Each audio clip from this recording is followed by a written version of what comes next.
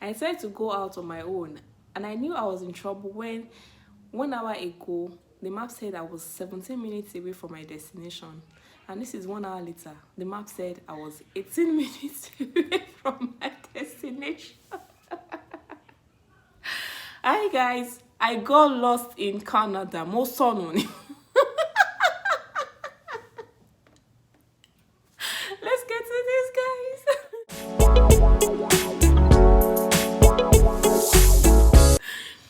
Welcome back, guys. So guys, I got lost too. I know this is like, okay, so we've been doing relocation series, how to relocate and how we relocated, how to relocate and all that, but this one I have to enter this old story. I got lost. And see, there's no tribal marks. There's no tribal mark on my face. How would they find somebody that did not color? And how would they find someone that does not have tribal mark that get lost like this? How would they find me? And it wasn't funny. It wasn't funny when this happened, but now that I'm thinking about it, is I can laugh about it and all. But at the point where it happened, I was really scared and confused because I was like, how do I what thing I go do?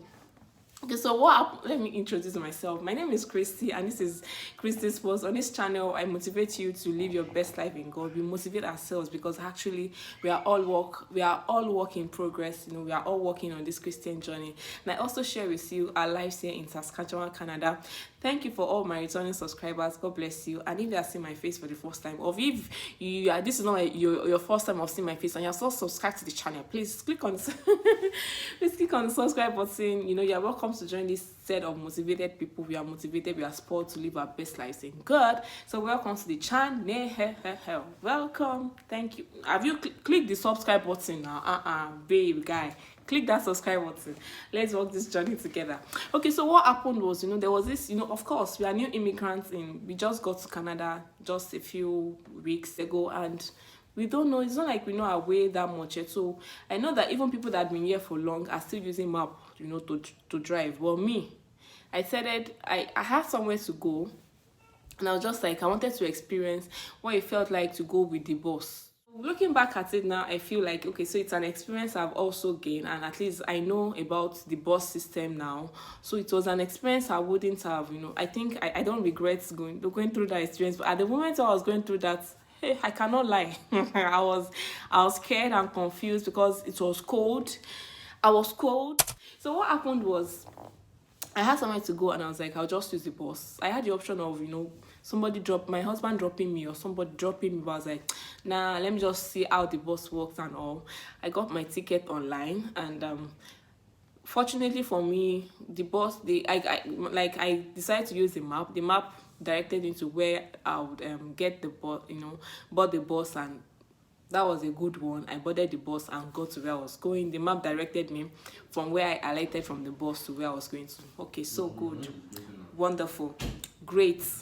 So I finished from where I was, went to, and okay, let us go back home. And, from the things I heard, from the, things I gathered, just go back to where the bus dropped you and just enter the bus. The bus will take you back to your house. First mistake of the century. That was the first mistake I made, because of course that was like, a truth. Get back to where the bus drops you. The bus will take you back to the house. But that was an error 101, because I got back to the place, I saw the bus, and of course I had tickets. I just felt I have my bus tickets. I just entered, scanned my ticket, and I went to sit down. Error number 2, I went to sit down. Like, when I went to sit down at the back confidently, without even thinking twice about, are you in the right place? I just entered, and I went to the back to sit down because I felt, let me sit at the back and just, observe what is going on, enjoy the ride. At the back, nobody will disturb you. In fact, because of COVID, people are not sitting close to themselves. The bus is like, all these BRT bus, and I just went to sit at the back because I felt at the back nobody would disturb me. I'll be able to observe my surroundings and everything. And I felt like, okay, this journey was taking longer than it took when I went, so I decided to use the map to check where we were and see, okay, so how long do I have to get home? The map said I was 17 minutes away from the house. I was like, okay, so that's good. the map will say turn left, my dear brother and sisters. The bus will turn right.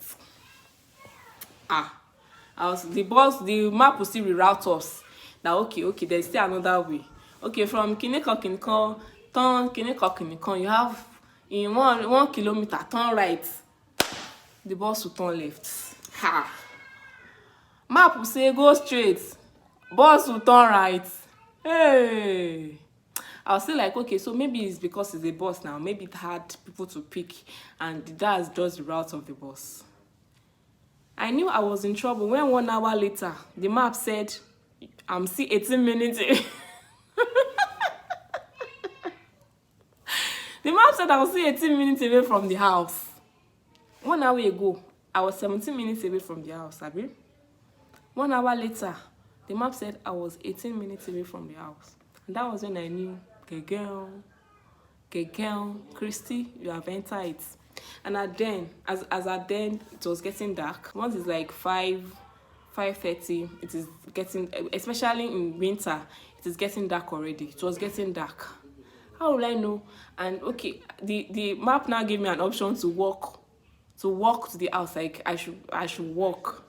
If I wanted to walk to the house, of course, I felt okay, 17 minutes. Let me see. I will use 1 hour 56 minutes to walk.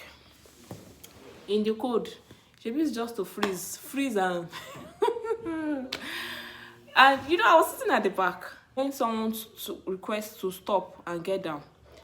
By the time they are getting down, you are at the back. By the time they are getting down, bus have moved. And you cannot stand, be out now. You cannot stand in the bus and the bus is moving. There are seats. You are not expected to stand. The bus is not very crowded because of COVID. So there are seats. So you should not stand. And that was when I started feeling, how will I get to the driver? Who will I ask? People are not sitting around me for me to even ask. Even if they are sitting around you, nobody wants to talk to the other person because of course, COVID. People are trying to stay as far away from the other person as possible. So that was when I started thinking of, okay, so what do I do? How do I get out? How do I get home?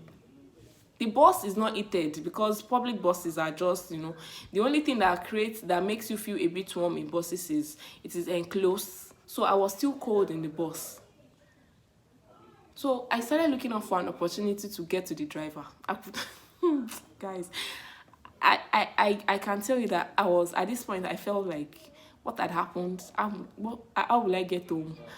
What will I do? And all that. So I just saw my chance when a lot of people stood up to get down from the bus. Like, there was a stop that was requested and a lot of people stood up, like, to go towards the exit. That's the back. The back is the exit. So I had to wait for them to finish coming down before I quickly, walked towards the driver's space. When I met the driver, of course, by the time I was close to him, he could not move immediately.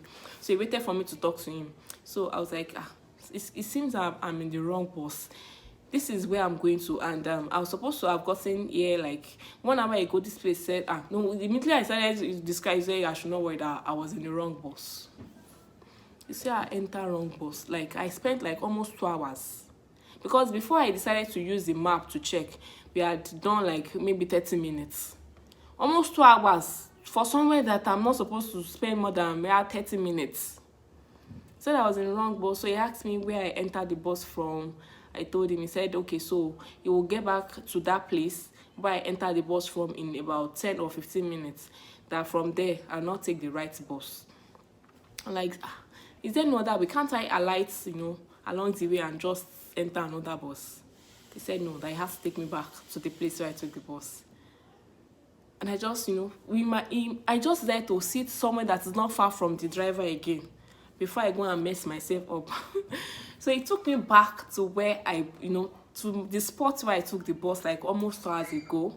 And he pointed the bus that I was supposed to board to me and said, that's the bus you're supposed to enter. So I was like, okay, so what did I do wrong? He said, I entered the wrong bus. How do I know the right bus? How do I know the correct one that I was supposed to enter?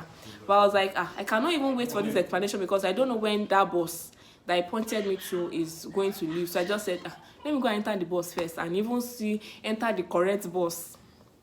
And when I entered the one, I was like, I want to ask, I took time to talk to the driver to say, before I went to sit down, like, how do I know the right, and he explained to me how to know the right bus, how to enter the right one, what to check out for, that the buses are numbered, I should check the numbers before I enter and all that. And I entered the bus, and in 20 minutes, I think, I got home. You know, during this whole process, there was a lesson I learned from that. And, you know, of course, in most of my experiences, God used my experience to, you know, teach me lessons. And the lesson that He taught me in this one was, sometimes we act like we have the map. We know where we are going to. So we expect to get there, even without consulting the driver. And who is the driver? God is the driver of our lives. Especially if we decide to hand over our lives to Him. It's the one that, you know, most especially for those of us that says we have given our lives to God, is the one that is directing us, is the one that is leading us. So God is the driver, right? But at some point in our lives, we feel, I have the map. And sometimes the map we have is like we compare ourselves to other people. Like, this person, we graduated from school together at the same time, and she got a job, you know, 6 months. So in me too, she got a job 6 months after we graduated. So the map, there's a map now. She got a job, I should get a job too. She got married 1 year after we graduated, I should get married too. She got, you know, kids 1 year after, you know, like 9 months after our wedding, she gave birth to kids. So, you know, sometimes we chart our map based on comparing our lives with other people. And God said that is what some of you that call yourselves my children do. You know, we are like, we have the map, and we feel we don't need to consult the driver because we have the map. We feel we know how our lives should go. We feel we know the things that should happen. You know, we know the map is saying the next stop is Kineko 20th Street, 21st Street East. And you expect that I am at this point where I'm married. The next map is in the next 9 months I should have babies. Are you consulting the driver of the bus whether the next stop is where your stop is, or even if you are in the right bus? Are you consulting the driver to know whether you are in the right bus? Whether you should marry at the same age your friend is getting married, or whether you should go to the same school your friend is going to, or whether you should even send your children to the school your friend is sending us to. You know, sometimes you feel there are some decisions that are too small. I know that if I had asked God about entering that bus that day, and He told me, no, this is not the bus center, I would have felt, I'm not sure I heard Him correctly. This is where the bus dropped him. This is where this is the bus I should enter. So I felt that decision of which bus to board was something. I should not ask God for something like this, for bus to enter. Is common sense should tell me that this is the bus for me to enter. And in the same way, sometimes we feel there are some decisions that God is too big to be involved in. And what we do to ourselves in such situations is we waste time. You know, using our map for someone using our map when we are not the one driving. I don't know how to explain this. You know, you have the map, but you're not the one driving. You're not the one driving. So your map does not determine the destination. Your map, what you have charted, you know, even before we left school, a lot of people, you know, charted maps of, they'll just, after service, they'll get a job. After they get a job, they'll get married. After 1 year, they'll start having children. In 2 years, they'll have the second child. In 3 years or 5 years, they'll have the third child. And after then, they are done with children. And after them, they'll have changed work. They'll have built their first. You know, people make plans. So sometimes we plan our own things. We feel like, you know, the same thing, we feel like we have the map. But it is God that determines what happens to us. Especially those of us that have, you know, that claim to be His children, that claim to follow Him. Learn to ask God for direction for every single thing, for every single step you are taking, for every single decision you are making. Learn to, you know, God wants that kind of dependence on. He wants us to depend on Him. He does not want us to feel we have the map. And the fact is, it's even possible that the map you used to live your life for yesterday is not the same way God is taking you through today. So He wants you to ask Him. He wants us to follow Him. And what that does for us is we don't waste time, you know. Like I wasted 2 hours of my life inside code. Some people have wasted 20 years of their lives, you know, following a map that God has not sent, you know, was not the one that created the map for them. Some people have wasted 5 years of their lives. Some people have wasted years of their lives, you know, following a map when they are not the driver, when they are not the one that determines, you know. Why not ask the driver of the first thing? Am I in the right bus? Am I on the right step? Am I making the right decisions with my life? Is this what I should be doing at this time? Should I be doing this? Is this what I should be doing? But sometimes we feel we know what we should do, so we don't bother asking God, the driver of the bus. Is this the right bus for me to be in? Am I on the right path? Even though I think I know how my life should go, is this what I should be doing at this time? And something as small as getting into the wrong bus made me waste 2 hours of my life. Some people, you know, get into things that, thank God I could enter the correct bus. Some people go ahead to make decisions that they cannot change again. Like they cannot reverse that step for the rest of their lives. Just simply because they decided to go into because they felt they know what to do. They decided not to ask the owner of the person that knows the end from the beginning. And I want to encourage you today, don't enter the wrong bus. Ask God. And if I'd asked the driver when I entered the bus to say, this is where I'm going to, am I in the right bus? I will have, you know, it will have saved me time. So I've saved me time. Like, you will have just said, no, this is not the right bus, go into this one. But I felt, I know, I graduated from school now. This is where I should enter. I have sense now. This is the bus I should enter. So when it comes to God, don't think you have sense. When it comes to God, of course, it was the one that gave you that sense. But when it comes to making decisions about your life, don't think you don't need God to make those decisions. Don't think you know all. Don't think you can do it all by yourself. I'm encouraging you to depend on God for every decision of your life. He's available to help you through those decisions. He doesn't want you to, you know, just wonder about life inside cold. And I got him, I was like, I don't suffer for Canada. My husband, the way he's always like, you know, the African father person. He said, no, alone can't suffer. But the fact is, I suffer inside cold. God doesn't want us to suffer.